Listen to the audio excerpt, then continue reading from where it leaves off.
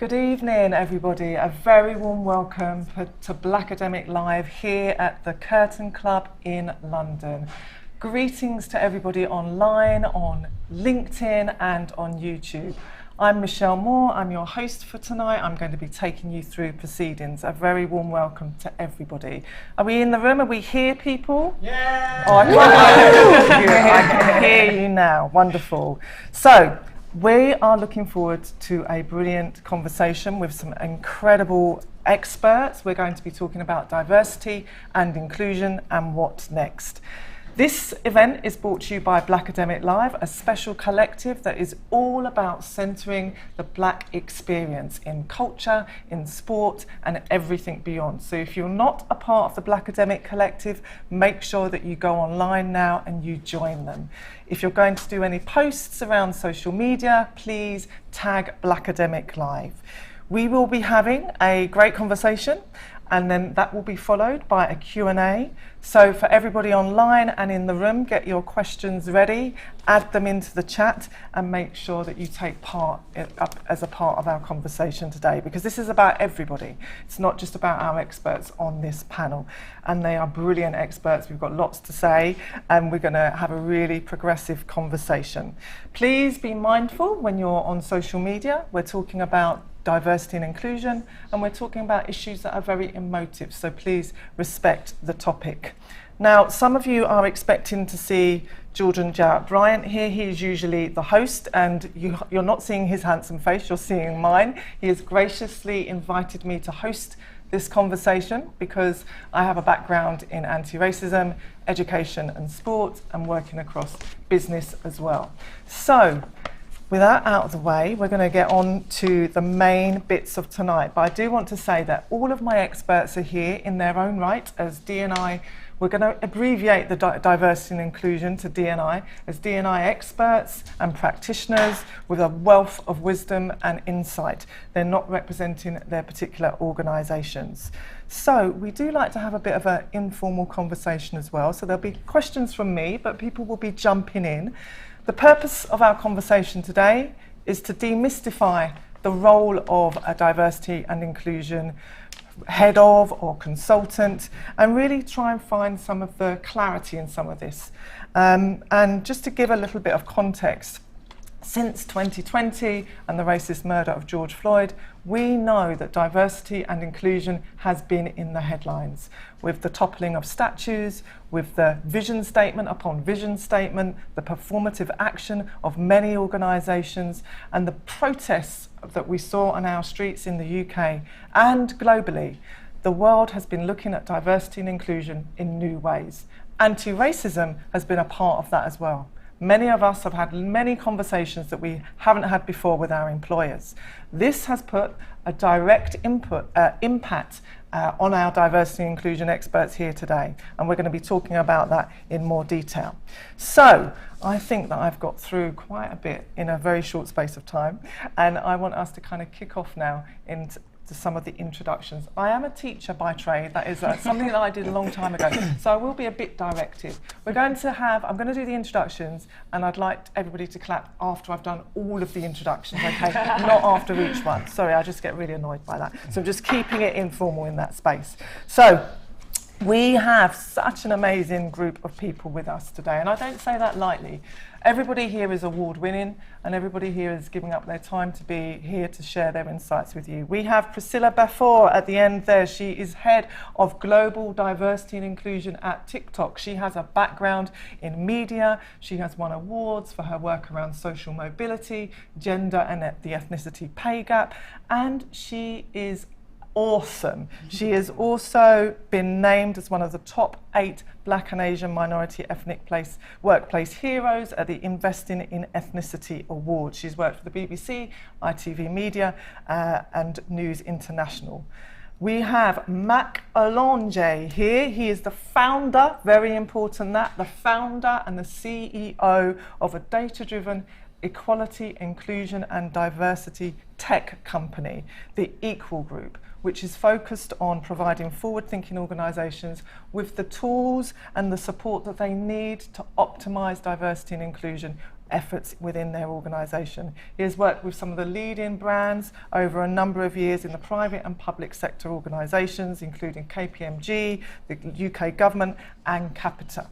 And we have to my left Hayley Bennett, who is an award-winning diversity, equity and inclusion consultant, a researcher, a campaigner, a lecturer at Bolton University around race and gender. She works across business and football and beyond. She has been providing consultancy for over 200 of the world's biggest employers and global brands. She is a powerhouse. She co-founded Nutmegs, which is a football community, which I'm a part of, for women and non-binary people of colour.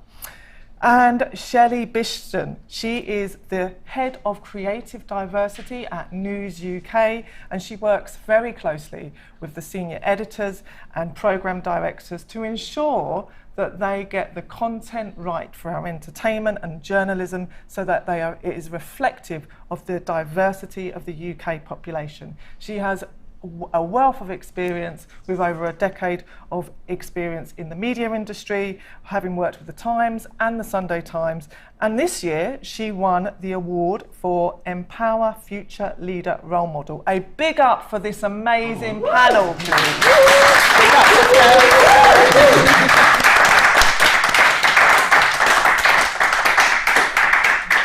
And so we're going to get into the questions, and I'm going to come to you first, Shelley, and this is a question for the whole panel.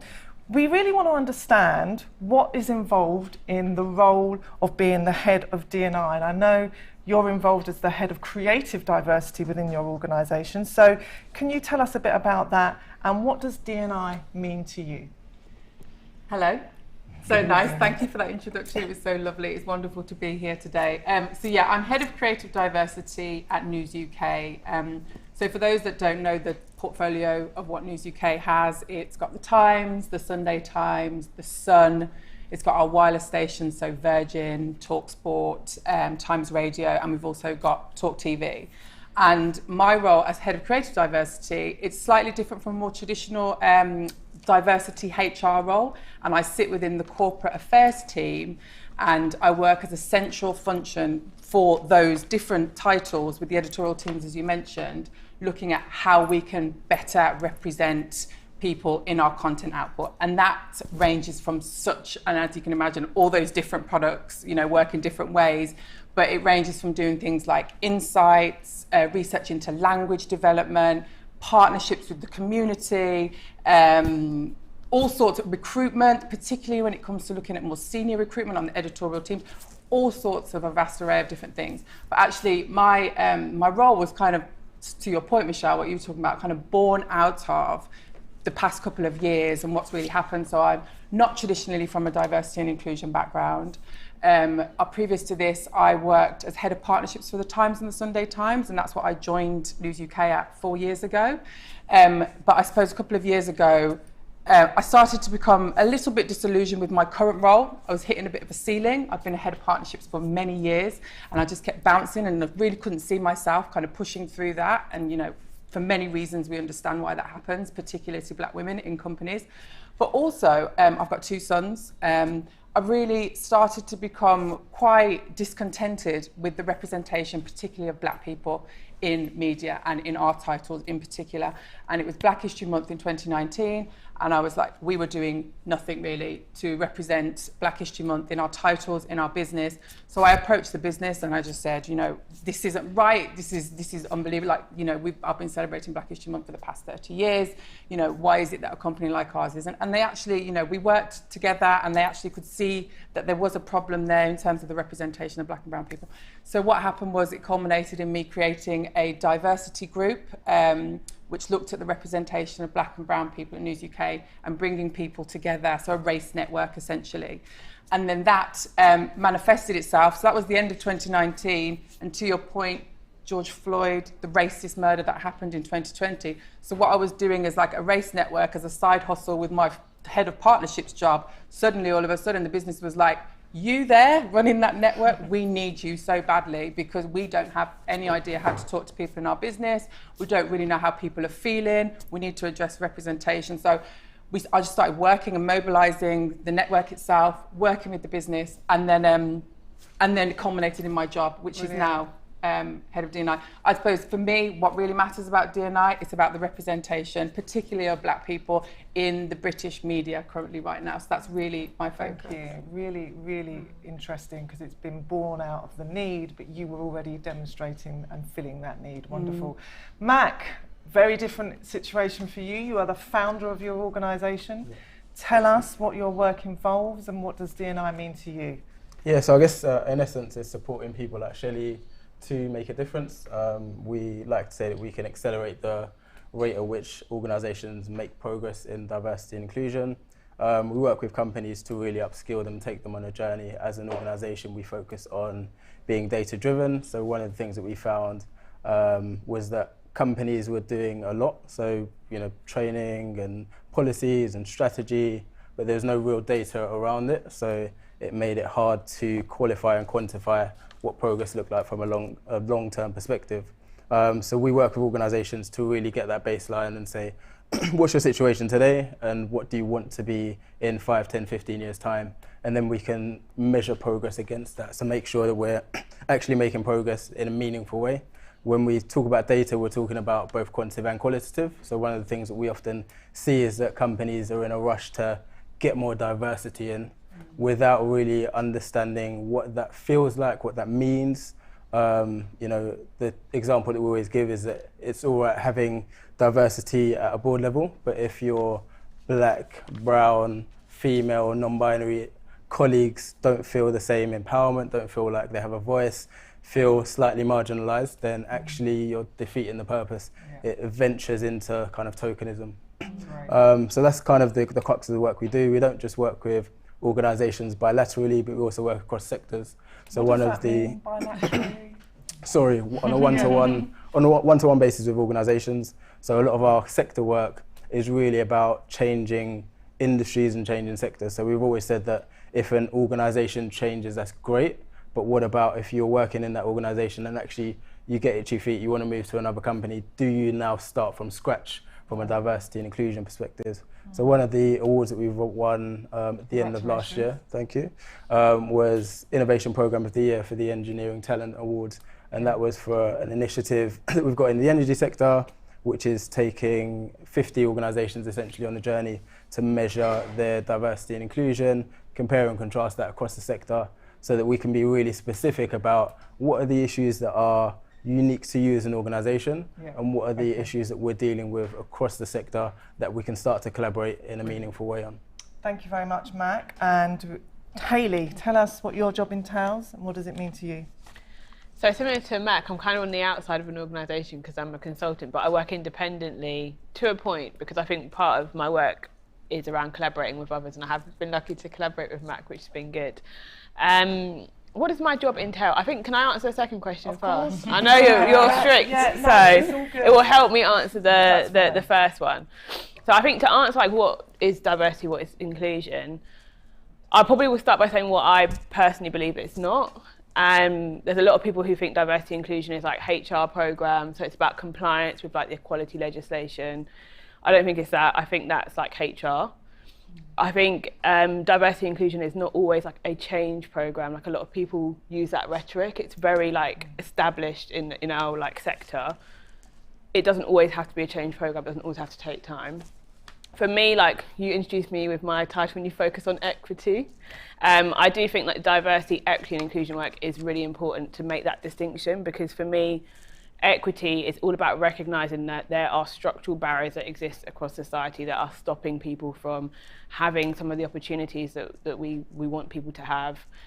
And actually, the work that I do is very much centred on like removing those structural barriers. So like, let's be honest, diversity and inclusion is not going to solve 400 years of oppression that's come from, slavery. It's not going to undo the legacies of colonialism. But we have to actually think about, I'm going to really mash up some quotes from Steve Biko, who's one of the people who informs a lot of my work. He talks about how we often oversimplify some of the solutions to like the challenges that we face when it comes to racism in particular. And the work that I try to do is less so around trying to be compliant with legislation, which, let's be honest, the UK government is not the thought leader around like diversity and inclusion. So why are we only trying to be like compliant? It's about like looking at some of those barriers and removing them, which people don't often see on the outside. Like I do a lot of training, I do a lot of like panels like this, but the real work is creating those strategies, identifying the barriers. Sometimes we do that through like data-driven work, and think about how we can try to not completely overturn colonialism and slavery. We're never going to be able to do that as D&I consultants, but we can sort of reduce some of the harm that is caused in the workplace environments. We can start to try and alleviate some of the impact of that in a workplace context, and I guess we can sort of identify where it is existing. So a roundabout way of answering the question, but I think it's really important that we look at it from that structural level. I think we often see it as like diverse representation, and we don't think about the everyday experiences and removing some of those long-term barriers to progress. Absolutely, brilliant, and it's kind of that how we kind of really clarify and demystify that, what it actually means. But not everyone sees it in the same way as me, I will say. So, absolutely. I mean, that's how I do. That would be different, wouldn't it? Right. Maybe. Yes. Priscilla, your role, because you have a global role, and you are heading up and have headed up so much diversity and inclusion across the media. Yeah. Tell us what your role involves, and what does D&I mean to you? I mean, the role of a D&I professional, I would say, has definitely evolved over the last few years. So I've been in this space now for well over a decade. And I guess I came into this space, similar to you actually, from a media background. You know, I came out of university, I studied broadcast journalism, and I knew, it wasn't until I came out of uni, I knew, that I realised how many barriers there were for people like me that came from my background to break into the industry. So I guess that's where my passion and my love for D&I came from. And it's evolved. When I came into the business, it wasn't a buzzword. And I think where we are now is that societal issues are continuing to shape the D&I strategies that we pull together. And we've seen that more and more. We've spoken about Floyd already, but over the last couple of years, that's increasingly impacting the work we do at a global level. It's super complex, right? So my role is to, at my current organisation and where I've worked before, is to pull together these global strategies, but then really think about how these action plans resonate from a local context, right? So when we talk about the definition of D&I, what diversity and inclusion means here in the UK is different to what it means in Paris, different to what it means in the Middle East, right? And Africa. And so that's a constant challenge. And so a lot of the work I've been doing recently is around that, what diversity and inclusion means to our company. So we've heard it already, right? Diversity is about representation. Well, it is for me. It's about people from all walks of life, various different backgrounds existing in one place. But to be honest, I don't like the word diversity. I've got to be really honest. I don't like it. Because for me, it's about normalising the workforce, right? In the capacity that I'm in. It's about normalising the workplace and reflecting the world in which we live in, reflecting society. And so that's what I'm trying to do in my global role. It's to normalise and ensure that we're reflecting the makeup of society within the organisation. Thank you. That's me. Thank you. That's such an important point, language, because the work of D&I, diversity, inclusion, equality, has actually evolved. In the 80s and the 90s, we had much more targeted and specific language around anti-racism.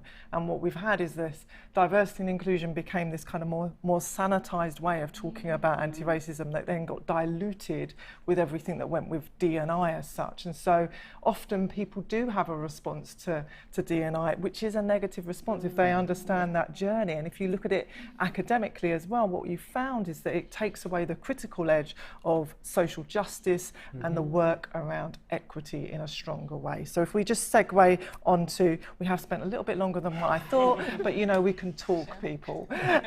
So we just want to talk about what are some of the biggest challenges that you face within your role, and we just want to talk specifically around those things that you get resistance about when you're trying to do your work on an everyday basis. Shelley, if we start with you. Just jumping, because it links to that, it's like the D&I word becoming like a hated word. Like everyone's like, oh God, the D&I team are coming in. Oh, it's another D&I initiative. And it's like, but then the debate, we've been having that debate in our business, like what do we call it then? Because actually now we all recognise that as something. If we start changing the name, does it lose the autonomy? Do we then have to re-educate people about the language? So something we've been saying is like, essentially it's about people, it's about culture, and it's about the equity of all people and cultures in our business.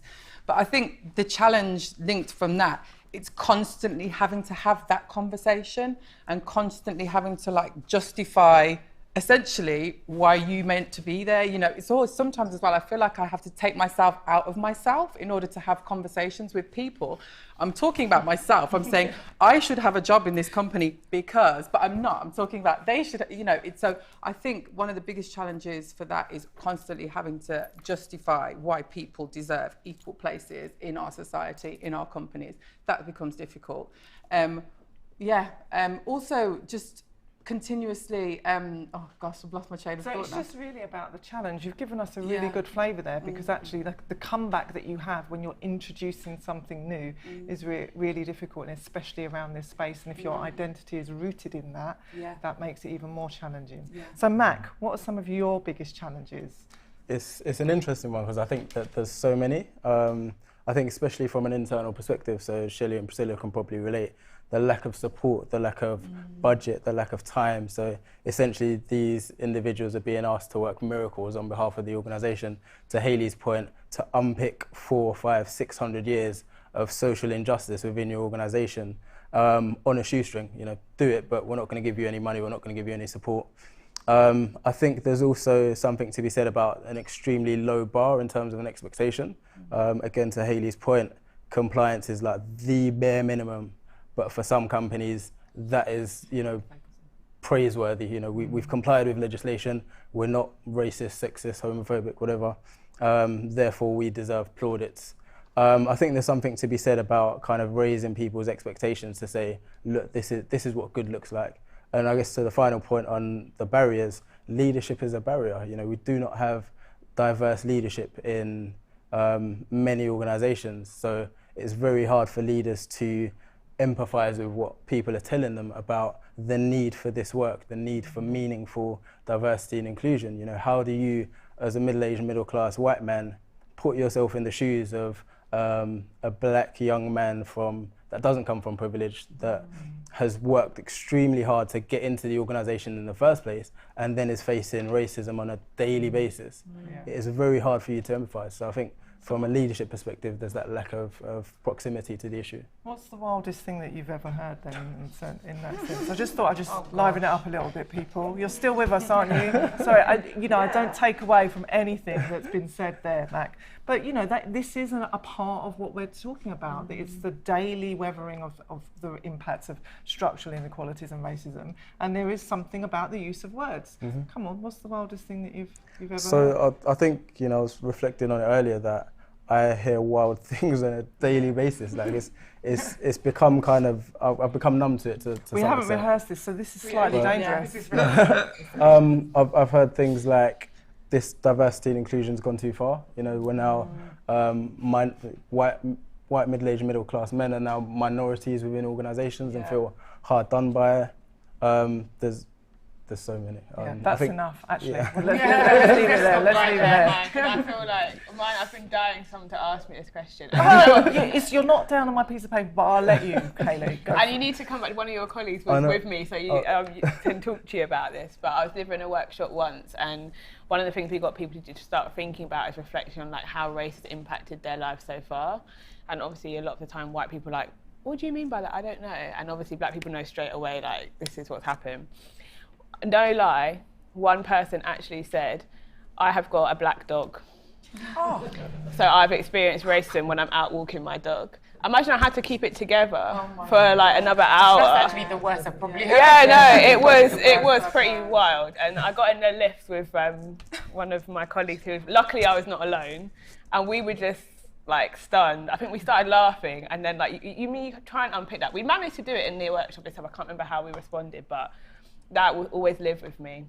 And the worst thing about it was at a law firm.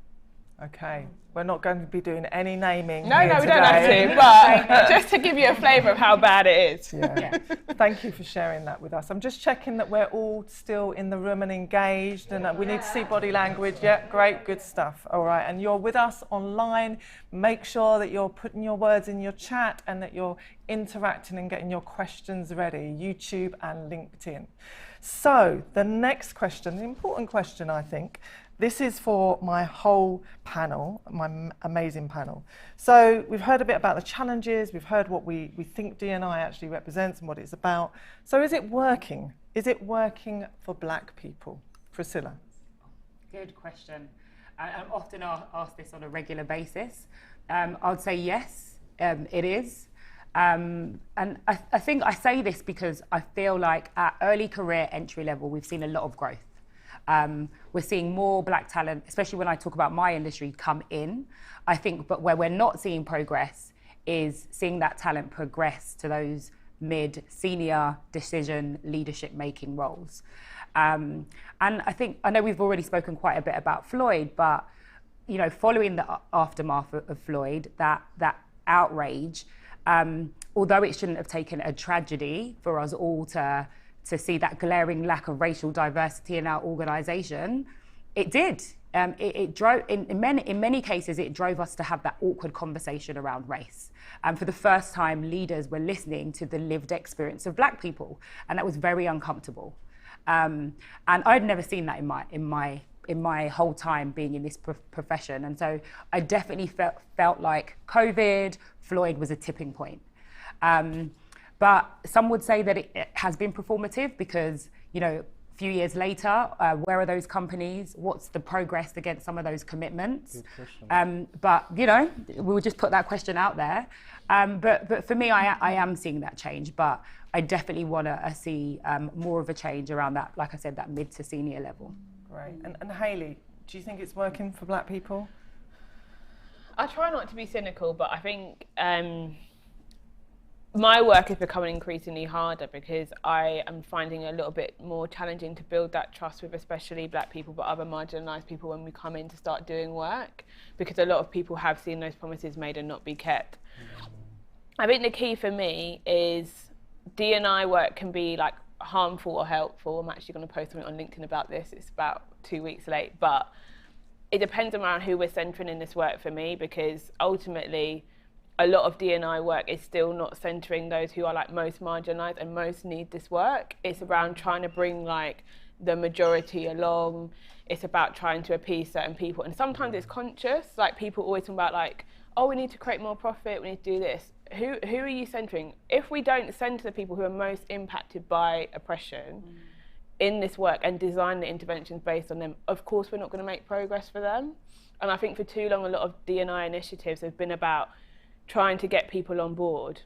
Why are we focusing like so much money and attention on like trying to train up people who don't care, and actually we're leaving a lot of people behind? Like I can honestly tell you, as someone who receives a lot of requests, people contact me for allyship training, people contact me for creating strategies. Very few people will contact me saying, we've got budget to actually spend on marginalised people to help them develop, to help them progress, to actually help their well-being. And whenever I offer it to say, okay, we're doing anti-racism sessions, let's run sessions around race and well-being for the Black people in your organisation who are struggling. And people are like, yeah, we might not need that. And this is what I think we need to start rethinking as an industry. Like, who are we centering? If we're not intentionally centering those who are marginalised in what we design, what we deliver, what's in our strategies, because we're scared we're going to make people uncomfortable, we're going to leave them behind, we're not making any impact. So no, it's not working. That's such a good point. And you touched on something there that's really linked to the priorities, right? Because how do we prioritise various different groups? When you start to talk about underrepresented groups, right? So for me, I have to use the data, right, to share that narrative, to build that context around why race, the work around race and ethnicity is a priority. But it's really hard when you have people in an organisation saying, well, let's just focus on gender first because we need to do gender pay gap. When you're looking at the data doesn't lie, it's saying that, well, actually, we've got more of a race issue. And so I think we're often asked as D&I professionals to prioritise, and actually it's all important, and we should be applying an intersectional lens to everything that we're doing. And I think many leaders, managers within organisations haven't come on that journey yet. It's let's do one thing at a time, and let's make it palatable for everyone. But that's about the lens, because I just make one quick point, because like whenever I approach work, I think, is this going to work for a black, queer, disabled woman? And if it's not, then I don't do it. No. Yeah. And it's hard because you have to focus on that, but we're not always looking at it from that like most marginalised lens or intersectional lens. And if we just start to do that, I think we would probably progress more. Great. Yeah. I think, just to add to that, I think a lot of people have a low bar, a low expectation of what success is. So when we talk about, is it working, is what working, what are we trying to achieve? Are we trying to achieve equity? Are we trying to achieve parity? And if we're not, what are we doing? Because for some people, success is just getting a job, just getting your foot in the door. That's absolutely not a win for me. I'm looking at what chance do people have to progress in a similar manner to their peers. Whatever that progression looks like for everybody else, that's what I want for marginalised communities, specifically in this instance, black individuals. I think one of the things that people often point to that we've seen the rhetoric in the press recently, I didn't check if I'm allowed to be political, but I'm going to say anyway. What we're talking about is political, right? 100%, right? These pictures of the Tory kind of leadership hopefuls and everyone saying, oh yeah, isn't it great how diverse the selection is? But when you look at the narratives that underpin these individuals, these are deeply problematic viewpoints that are being held by supposedly ethnic minority individuals. So to what extent does the system champion people that have views and perspectives that are completely counterproductive to what we're trying to achieve from an equality, diversity, inclusion perspective? So if you can I say that to say, if you can only fit into the system, if you can only progress, if you kind of have to sell your soul and leave your true perspective to the side, we've absolutely not made any progress. And so, is it working for black people? I think it is, and to Priscilla's point, we did loads and loads of work at News UK, especially at the beginning, a couple of years ago, changed the recruitment. People weren't getting into our business. Historically, legacy media has been unavailable to black people, marginalised communities, working class people, unless you're based in London, unless you've got lots of money, unless you're middle class, unless you went to Oxford, Cambridge, it was closed off. So we did loads and loads of work. Let's change the recruitment way, let's make it all about actually your ability to be a journalist. Can you actually even write? And we saw a huge increase. I think like 60% of people coming through are from an ethnic minority background, which was amazing.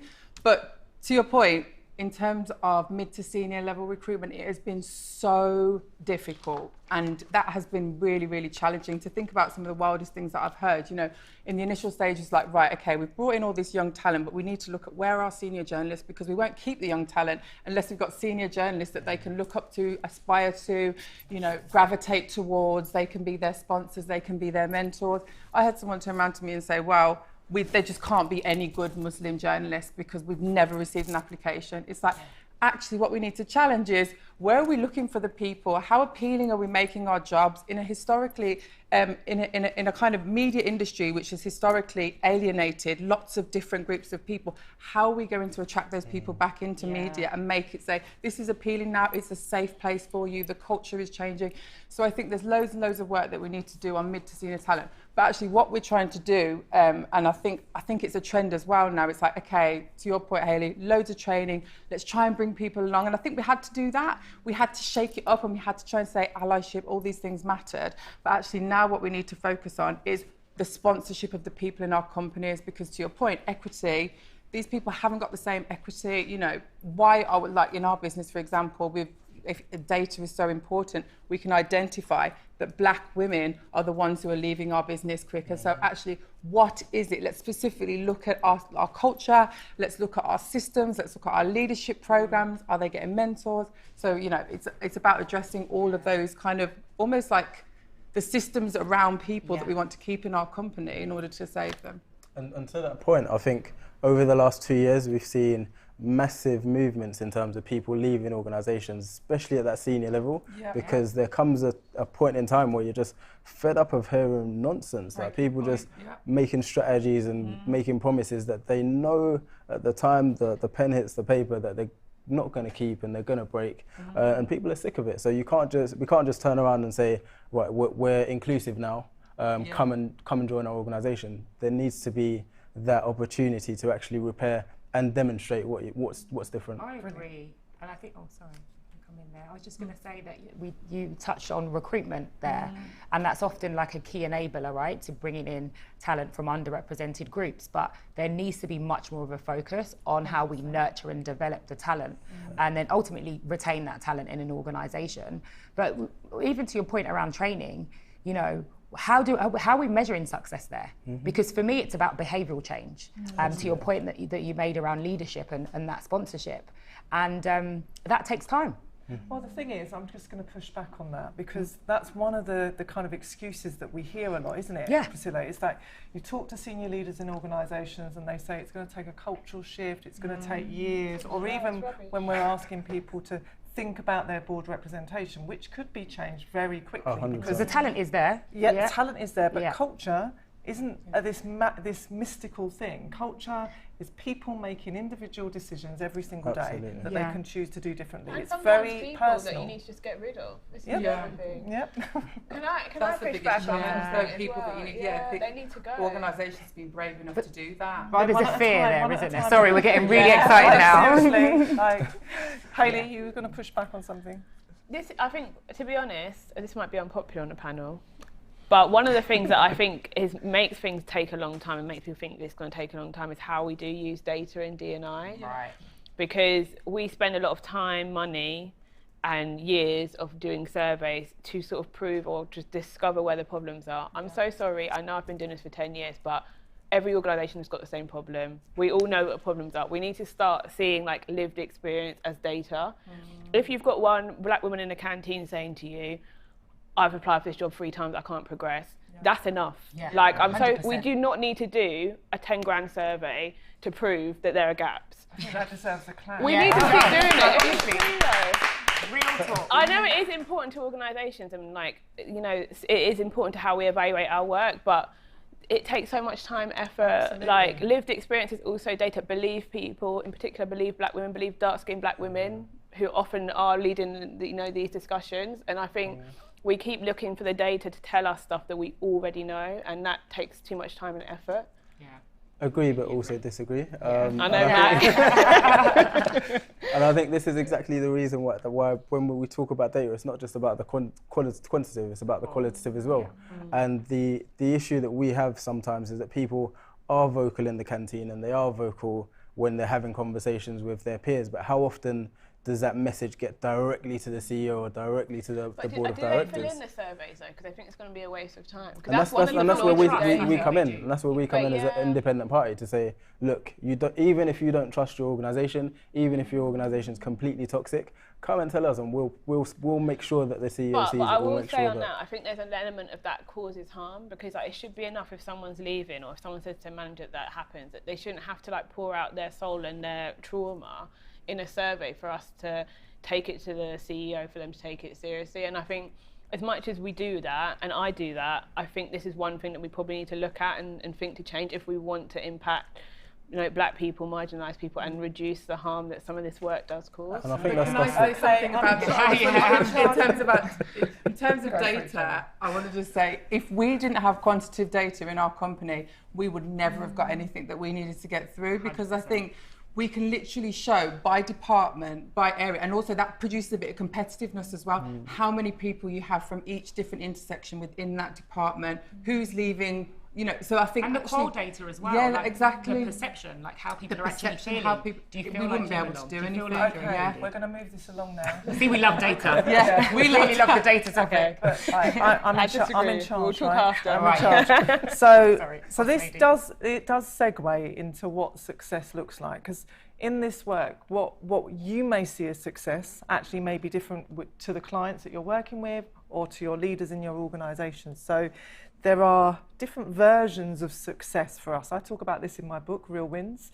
That's not rehearsed actually, but my book is about race leadership and how to redefine success. And often, if you're from a marginalised identity, you are forced into redefining success that are beyond the kind of gendered and racialised expectations of the dominant culture of whiteness that you might find yourself in. So within that context, Priscilla, what do you think success looks like for you in your role that may be different to your the idea of what your leaders view success as? Good question.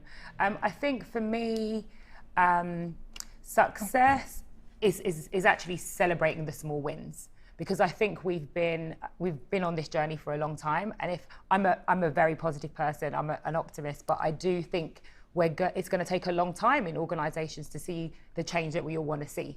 And so to get me through, I have to celebrate the small wins. And sometimes celebrating that success is someone that has left the organisation and got a promotion in another organisation. It doesn't always mean that they've got promotion internally. Unfortunately for me, I'd rather see that talent flourish, right, and excel. So that's how I look at it sometimes. And I think as well, I love connecting people. So for me, if I can make that connection that can create an opportunity for someone, that's a win for me. But it's a journey, right? And so for me, it is literally those small wins that keep me going. It's so important there, that connection, that cultural capital that comes 100%. from when you don't have those access codes to privilege. How are you going to do that? And I know we were talking as well, Shelley, about opening up spaces and engaging with communities and going to where they are, but actually enabling people to exist in spaces that they weren't able to before. Hayley, the same question to you. How do you just judge success, and how do you celebrate your success? I think I'll give a couple of answers to this. I think the first one, how I judge success, just to give you an example, is like, say if I've delivered a workshop, a lot of people say, okay, we're going to do a survey, we're going to evaluate how good Hayley was. Feedback's always great. That's not necessarily what success is for me. It tends to be like, if I have like 2 black people or 1 brown woman at the end of the session come to me, Hayley, and be like, that was really good. I was really happy that you said this, like you've really affirmed something that I was thinking. For me, that's a success. Like if I have people staying on at the end to come and talk to me, I'm like, okay, that landed. That was what that like group needed me to say and do. So that's one way of looking at it.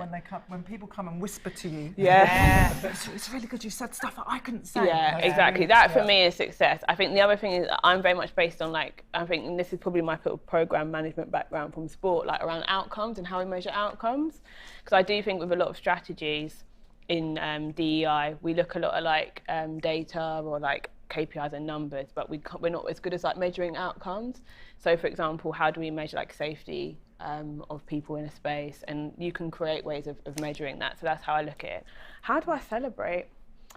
I think with other people in the space, I've got like a lot of WhatsApp groups with other people. It's normally women of colour, to be honest, who I will message and be like, this just happened. We like celebrate and find joy with each other. And I think that's the main thing for me.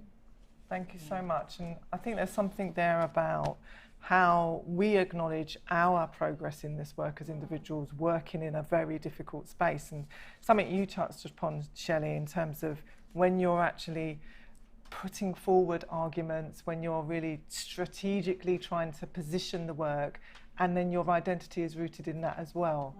What's some of the impact of this work on you? Oh gosh, yeah, you're asking me right now, and all I've been saying for the past week is I'm so exhausted. I think, you know, in terms of the impact, it's carrying that. It's like I never feel like I've done enough. Like I never ever feel like I could come home and be like, great, job done. You know, it's like it's like you might achieve something which is actually amazing, you know, but then you're still like, right, what's the next thing? And also, no one's there going to be going, well done to you. Instead, actually, you're just going to get resistance, or you're going to have an argument about why actually that's important to do anyway. So even though you think it's an achievement, you know, you're kind of dealing with that. So I think the impact, essentially, is the weight of it. But also, you can't get bogged down in that, because actually, we are doing so much to change, and we're doing a good thing. Like, we're trying to push, you know, the agenda on D&I. So I think as much as the impact is there, I'm really excited and happy about what I'm doing. It's just, we need rest. We just need rest occasionally. We need to stop talking about it and rest. Yeah, that's such an important point, you know, that weathering around racism and the intersectional way in which oppression works for us as people of colour in these spaces.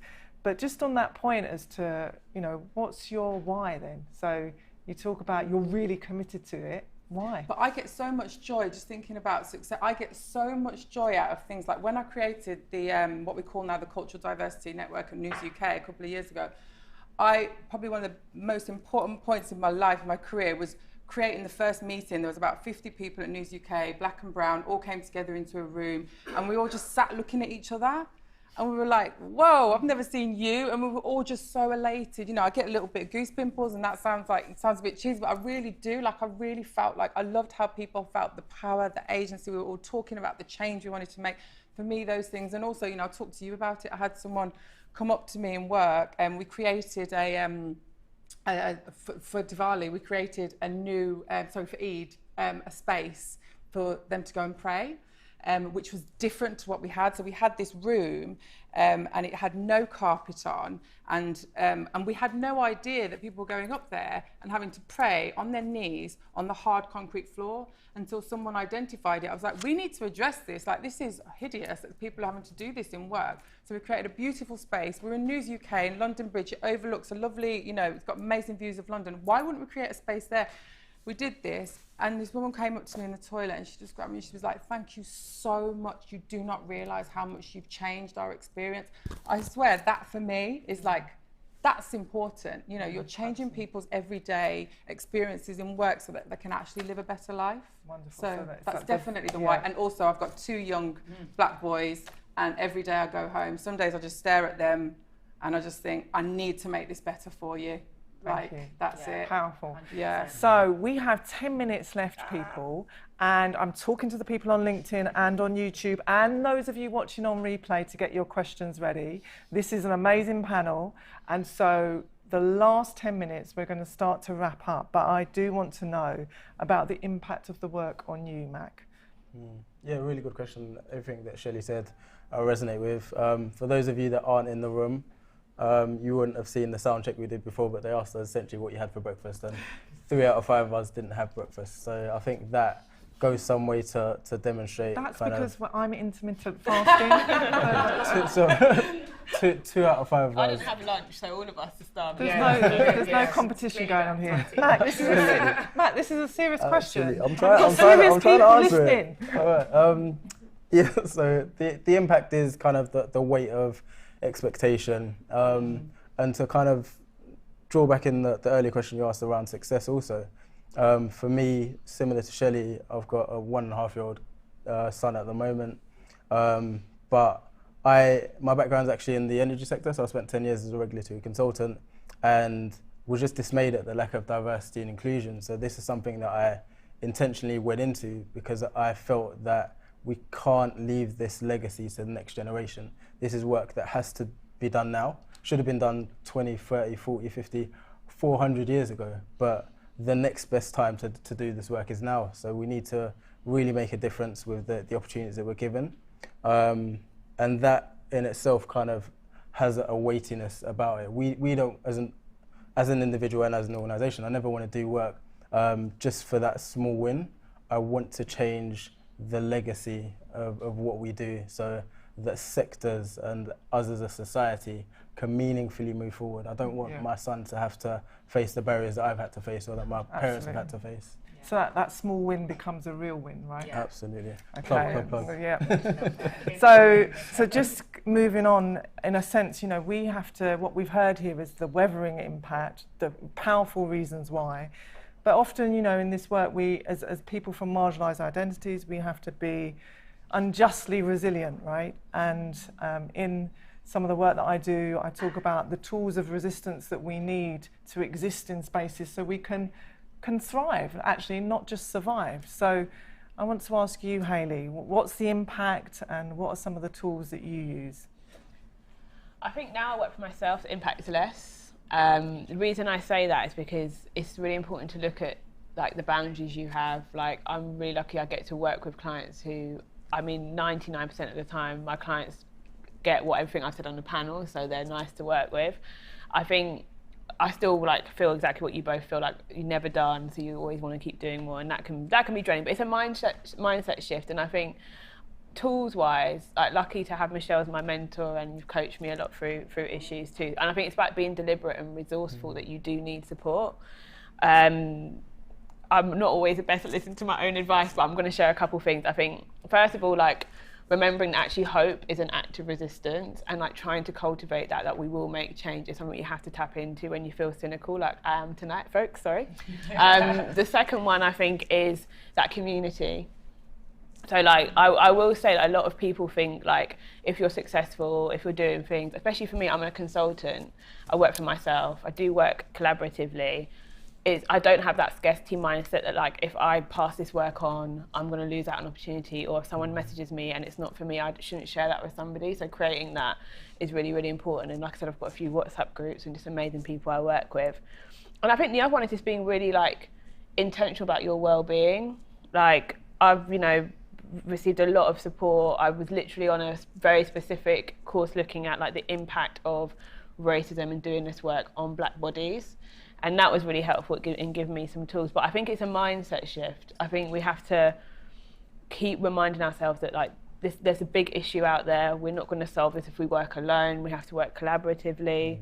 And also thinking about what our successes are. So all of what we've talked about, really. Thank you. And Priscilla, what has the impact been on you? And are there any tools of resistance that you use? I mean, every single day I'm having to dig deep for more of that resilience and continue to build. And, my dad told me when I was coming into the media industry that as a black woman, you can't be mediocre. You're going to have to work twice as hard as your white counterpart. And I feel like that's all I've done throughout my entire career.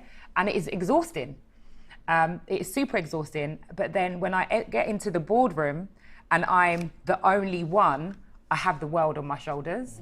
And on my way here, I was thinking about, when there have been some of those low moments. And it was Floyd, because watching that play out, I remember the Sunday night before going into work on the Monday, I was physically sick because I knew what I was going to have to deal with on the Monday morning.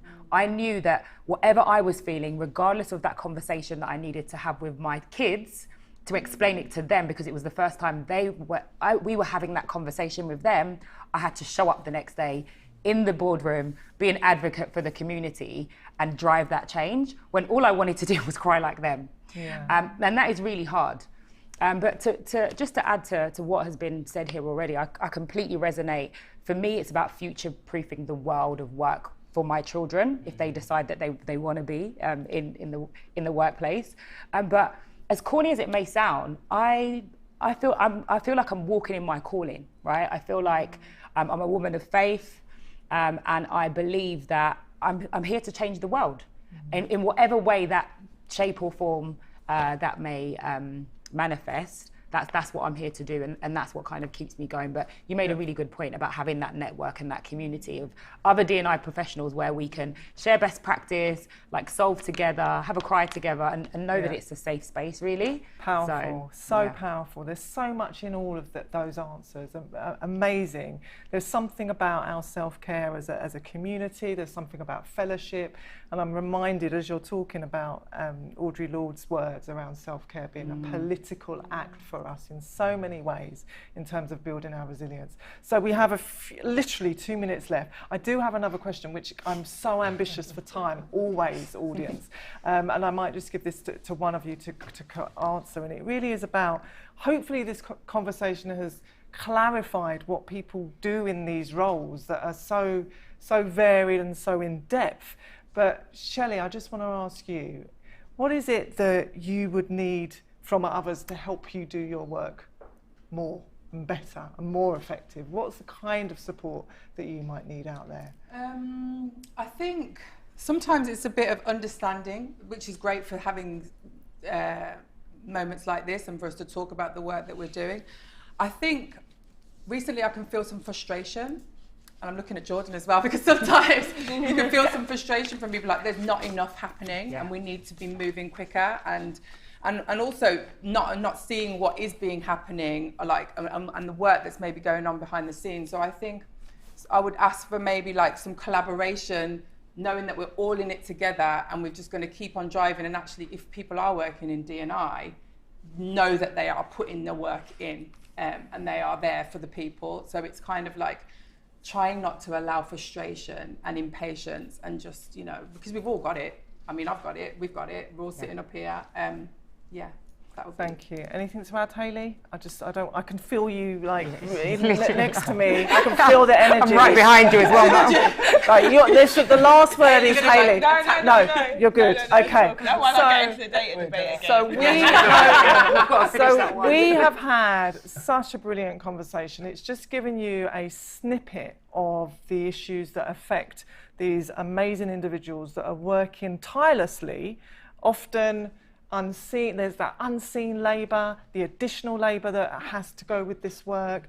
And so I think that we have really heard some brilliant insights today. And when I was doing the socials for this, I used the fire emoji on all of my, and I only used that sparingly, and I said that the panel today was going to be fire, and they have been fire. They've been amazing. What we need to do now is give them a mad big clap. Please show your love on LinkedIn and YouTube as well.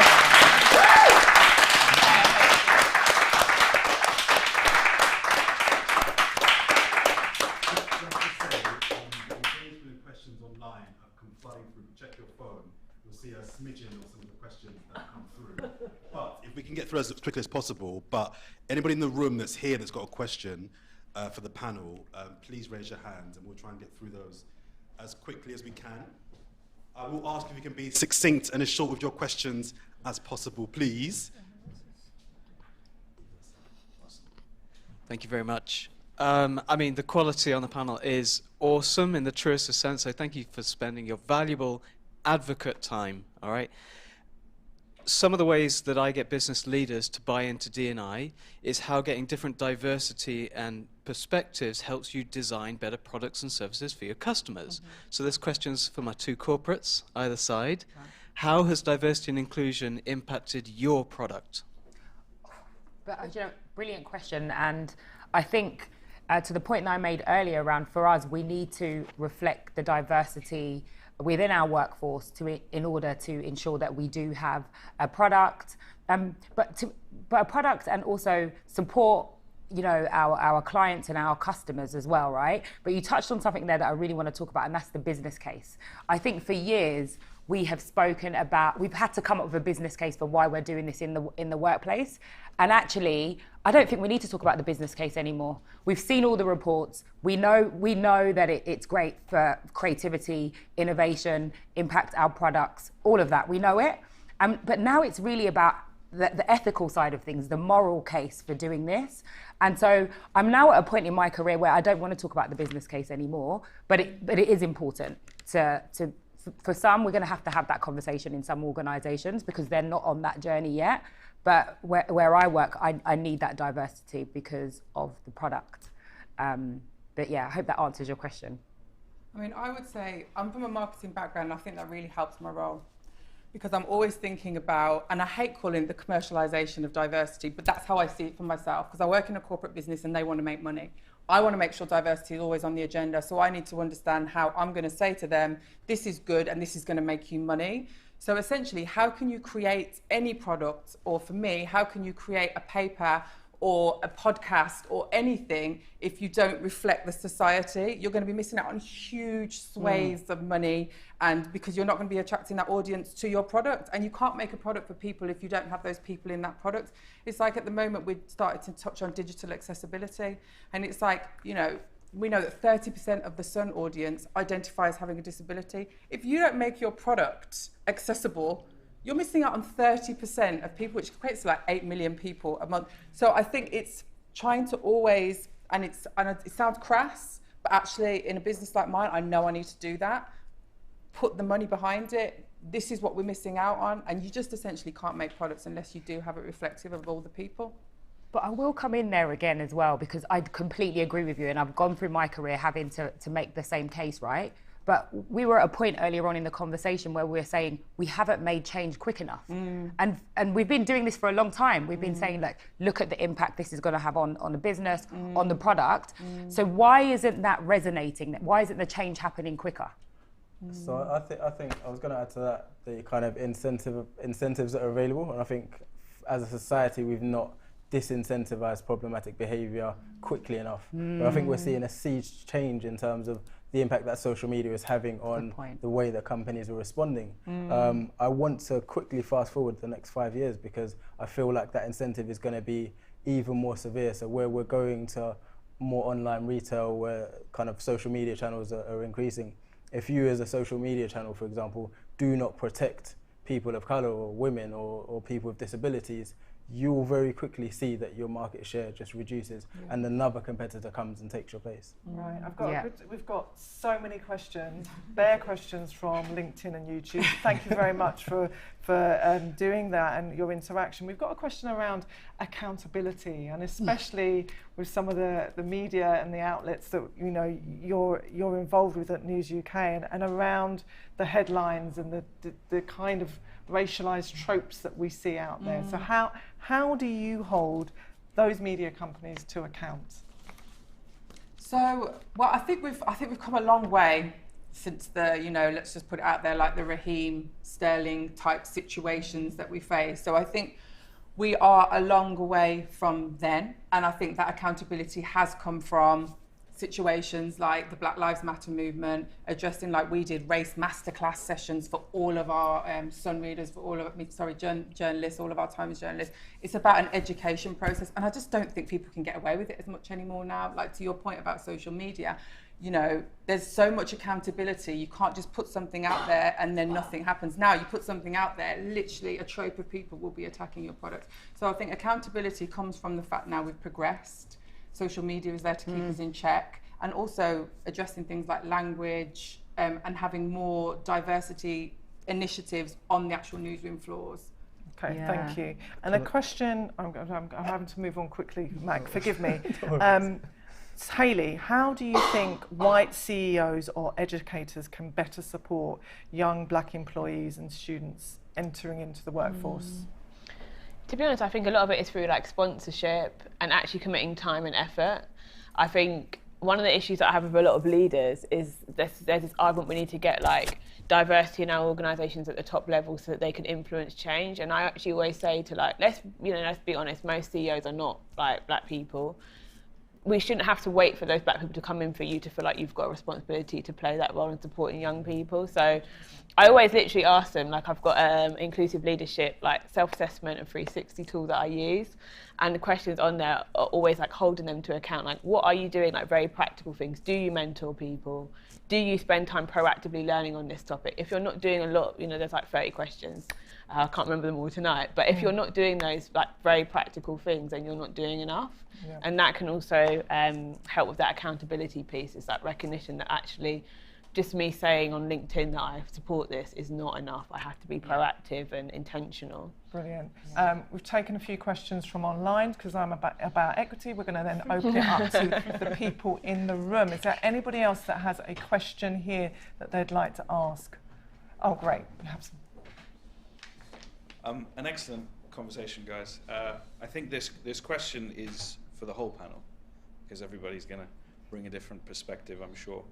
But in terms of managing successful outcomes and crucially sustainable outcomes, is change best delivered at that kind of mid-management and junior level, the bottom-up approach, or is it to get leadership and it's like a top-down approach? Because I know essentially the answer is going to be a bit of both, and it's circumstantial.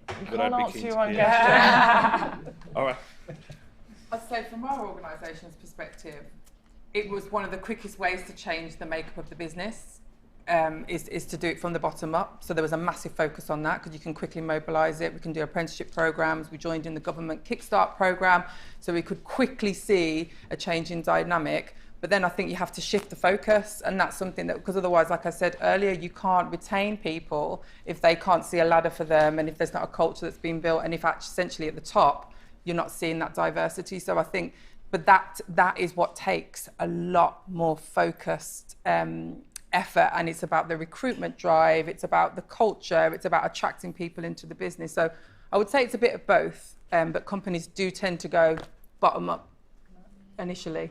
Yeah, I agree with the answer that you gave when you answered the question. It's a bit of both. But I think to Hayley's point, the responsibility, the mandate is on leadership to make space for that work and to make sure that they're taking it seriously. I think one of my biggest gripes in this area is that it's not taken as seriously as finance or IT. You know, if you had an issue with your IT department, you wouldn't go and get somebody that just had an interest in IT to, you know, come and rewire our servers. You go out there, you get professionals, you get experience, and you'd put real investment, time, energy into solving that issue. And that's something that we just don't see from a diversity and inclusion perspective. Definitely agree with that as well. I think it's both. You need that grassroots approach, so bottom up, top down. But for me, I would definitely say that, I mean, I've literally just lost my train of thought. That's all right, because it will come back. It will come. I hate when that happens when you have a remote. You do yours. Yeah. Hayley. Do you know what? I've really been thinking about this more because I tend to only work with organisations who I feel like I've got buy-in from the top. And I think, because obviously you might have guessed from my responses tonight, I'm kind of like a bit more progressive. So I work with those kind of organisations anyway. But I think there's also power in like who is shaping the culture. And sometimes it's not the people who are at the top of the organisation. Sometimes it is people in the middle levels, or it's like really influential teams. So I think as long as you've got like that core like fire in the organisation that you're tapping into, that you're addressing, I don't necessarily think there is like a right approach. I think it will probably depend on the culture of the organisation. Yeah, absolutely. And we've got a question here from somebody on LinkedIn. Thank you for asking such a brave question, and it's really about finding their path and finding their journey in this work, and they've been asked to look at D&I in their company, and they're finding it a challenge on a personal level because of what it's taking out of them, and they find what's happening around them really performative. So they're asking about what is it that they can hope to achieve in their role. So what words of advice would you give to them from your... Yeah, I like that one. Yeah. I would say reconnect with your why. Reconnect with your why. Hayley said leave initially. Yeah. So that's what I've heard. There is something about assessing the environment that you're in. You know, the work, some of the work that I do in the world is coaching Black and brown individuals in their environments to support them to thrive and not just survive. And so sometimes that's about leaving an organisation where it is harmful over a period of time. So we were glib in our response, but it is a really perfect and adequate response. So Priscilla, go back to your why. Yeah, why did you come into this in the first place? And are your values aligned to the values of the company? Is the company moving in the right direction that you want to go in? And if it's not... Well, with EDI, it hardly ever is. Well... Yeah, I know. It depends. It does. It depends where you are and what capacity, right? If you're working independently like yourself, or if you're in-house. Yeah. But yeah, I do think it's about connecting with your why and just having that honest conversation with yourself. Absolutely. And there's a part of understanding what your self-awareness is around your strengths and your areas for development, right? Because when you know that, you can actually exploit those more. So you might be a change maker, an activist, or you might have a style that's a positive disruptor, or you might be somebody that's a weaver or a visionary. It's understanding how you connect it for yourself and then wedding yourself to that style and then not getting overwhelmed with everything else. That's a bit of my... But you know what? No one prepares you for D&I. Right. Because I got into it like without getting into it, because obviously I started this network and then I started and no one prepares you for what you're going to see. Yeah. It's like you can say you're an activist and you can say you do it externally outside your company and all of those things, but all of a sudden when you're faced with the reality, it's like seeing something really scary that you want to take back, and you're just like, I wish I didn't see this, because then once you've seen it, you know it, and that's a really difficult thing. And I think if you get, like, if this person is suddenly just in a D&I role and it's not their actual role and they're doing another role, that's challenging. So what's your advice? I would say instantly find a network or ally group. So just like the same way what I did with the Black and brown people, like call to arms. I need a community. I need a crew, and and there are people So I would say call to arms in the D&I company. professionals as well. Reach out to Professionals, people like yeah. ours. Reach out to other D&I professionals. Mac's in the space. talking next, Hayley. Mac. So similar to that, and I'm going to kind of leverage something Hayley said earlier, but I'd say call it out. I think the moment that you call out that you're under-resourced, you don't have support, these are the things that you need to actually achieve something. You need to feel safe to do that, don't That's you? what I was just going to say. And that's kind of Psychological the second safety. point I was going to touch on to what Hayley said earlier, in terms of we have a license as external individuals to be able to call stuff out. That the amount of times I've pulled CEOs to the side and said, look, you need to solve this, this and this, and there's nobody else other than yourself that needs to take that accountability, that responsibility. But yeah, absolutely agree that. Yeah.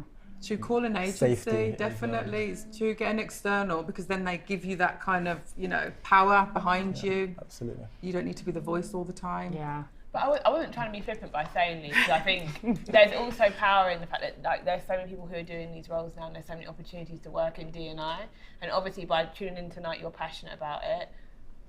Talk to us, because there might be roles in other organisations that would be better for you. So much as I say leave, protect your peace, protect your safety, leave for the good reasons for new opportunities, because there's so much out there. Yeah, Absolutely. and ensure you're going on to do the right thing next with the right company. Yeah. Ask those all important questions about the culture at the beginning. Great. Yeah. So I'm going to give the last question to somebody in the room. Wonderful. Somebody over here. Thank you very much. I knew that would happen straight away when I say last question. Thank you. Thanks, everyone. It's been a wonderful panel. Is this on? Might have to talk up. Just yeah.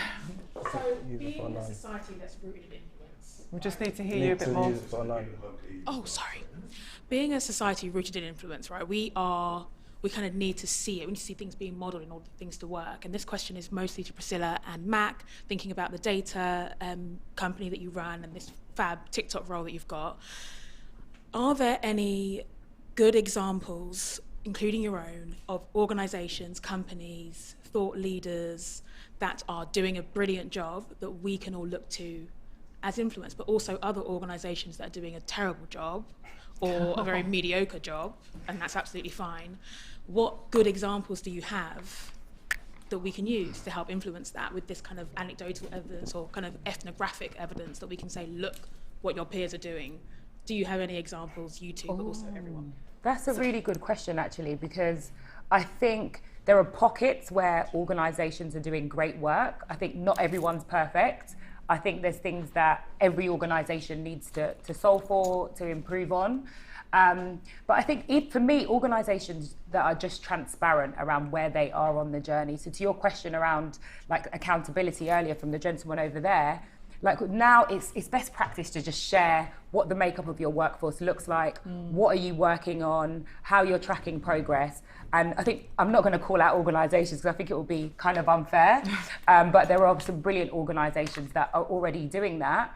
And that share that best practice with other companies too. So I think there's a lot of appetite for companies to learn from each other as well around this.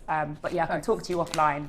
Thanks, Priscilla. Mac? Yeah, I always get asked this question and it irritates me to some extent, but I think it's an important question. Yeah. The reason it irritates me is because I think we can all admit that we're all doing a pretty rubbish job. As Hayley said, the bar is super low, where compliance people expect to be applauded. I think there are pockets of good work, to Priscilla's point. I think the corporate line, the official line is any company that's working with us is fantastic, but that's not the case. But two examples I'd give, I think Lloyds Banking Group are doing some innovative work in this space. They're not getting it 100% perfect or 100% right, but they're showing intention and they're trying to challenge themselves. And then interestingly, I would say from an external perspective, the Greater London Authority have invested heavily into what they're doing in local communities, so really starting to be specific, again intentionally just looking at where are our most disadvantaged individuals in society and how can we uplift them. So we last week did a recruitment drive for the Greater London Authority looking at the tech sector, had over 1,300 people sign up for that to hear about opportunities in that space. That's for me an example of public funds being put to good use. Thank you so much. A great question to end our conversation on this evening. Thank you so much for joining us online, on YouTube, on LinkedIn. To everybody in the room, you've been a brilliant audience. Thank you to the Blakademik crew. They are so talented. They are so amazing. We want to give you a big up and a respect. If you haven't joined the Blakademik Collective, go online and do that now. You have been a wonderful audience. Thank you very much. Safe journey home.